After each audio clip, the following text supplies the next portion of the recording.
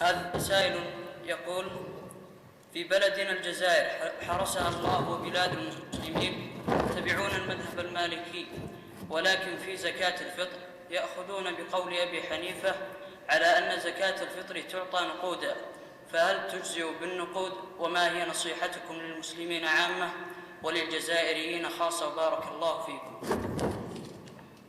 صدقة الفطر بينها رسول الله صلى الله عليه وسلم بيانا واضحا، وهي صاع من بر أو صاع من شعير أو صاع من تمر أو صاع من زبيب أو صاع من أقط، لأن هذه هي الأطعمة اللي كانت موجودة على عهد الرسول صلى الله عليه وسلم عند البادية والحاضرة. فإذا جاء أطعمة أخرى تحل محلها يخرج منها صاع من طعام، لأن في الحديث صاع من طعام البلد الذي يؤكل قوت في البلد يخرج منه صاع.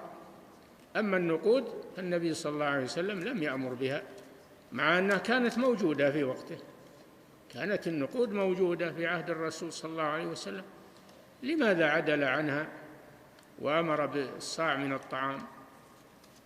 فنحن نتقيد بما جاء في الحديث، ولا علينا من أفتى فلان أو قال فلان، ما دام ذلك مخالفا لنص الرسول صلى الله عليه وسلم. نعم. أحسن الله إليكم فضيلة الشيخ. هذا سائل يقول: أخرج زكاة الفطر نقودا ووالدي يخرجها طعاما، فهل عملنا صحيح؟ فيدونا جزاكم الله خيرا. والدك هو المصيب، الذي يخرجها طعاما هو المصيب، فأخرجها طعاما مقدرا بالصاع. نعم، وهو 3 كيلو تقريبا، الصاع 3 كيلو تقريبا. نعم.